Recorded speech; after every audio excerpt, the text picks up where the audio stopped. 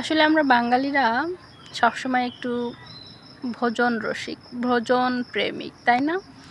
Hello everyone, আসসালামু আলাইকুম। কী অবস্থা সবার? কেমন আছেন? আশা করছি সবাই অনেক ভালো আছেন এবং সুস্থ আছেন।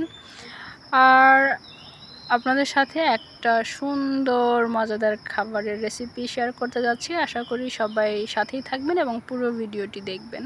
হ্যাঁ, আমি আজকে ইলিশ মাছ দিয়ে ইলিশ পোলাও বা ইলিশ বিরিয়ানি রান্না করার চেষ্টা করছি। আর এর জন্য নিয়েছি আমি একটা বড় ইলিশ, আর এটাকে সুন্দরভাবে পরিষ্কার করে কেটে আমি কয়েক পিস মাছ মশলা দিয়ে ম্যারিনেশন করে রেখেছিলাম কিছু সময়ের জন্য। আর যেহেতু আমরা অল্প মানুষ, এই জন্য অল্প কিছুই রান্না করব।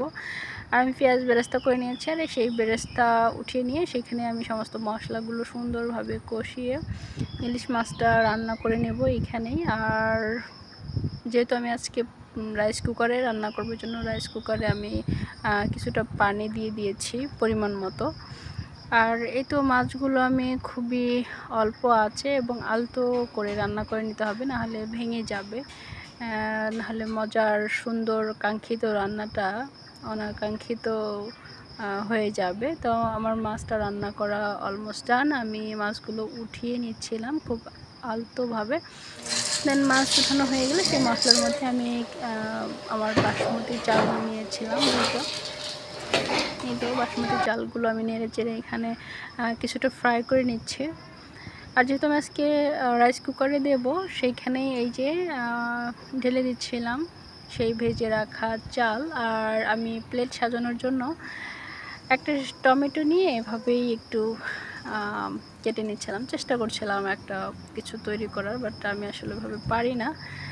আর এই পর্যায়ে আমার রাইসটা কিছুটা হয়ে আসছে, দেখতেই পাচ্ছেন। আমি একটু নেড়ে চেড়ে দিচ্ছিলাম, তা না হলে নিচে লেগে যেতে পারে। আর আমি এই পর্যায়ে দমে দেব। দমে দেওয়ার জন্য আমি কিছুটা রাইস উপর থেকে তুলে নিচ্ছি, আর মাঝখানে পেঁয়াজ বেরেস্তা, তারপরে বাদাম, ইলিশ মাছ, তারপরে সব কিছু দিয়ে আর কি। এটা আসলে বলার মতো কিছু না, তারপরও জাস্ট শেয়ার করা আপনাদের সাথে। তো ওইভাবে আমি উপরে রাইসটা দিয়ে দিলাম। তারপরে তো একটা এক্সট্রা ফ্লেভারের জন্য ঘি দিয়ে দিচ্ছি।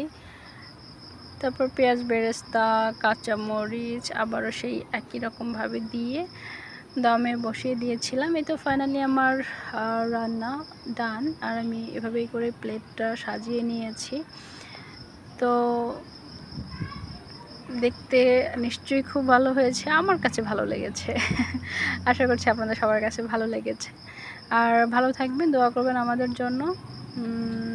যে যেখানে আছেন সুস্থ থাকেন, ভালো থাকেন, আর অবশ্যই আমাদের সাথেই থাকবেন, পাশেই থাকবেন। আল্লাহ হাফেজ, আসসালামু আলাইকুম।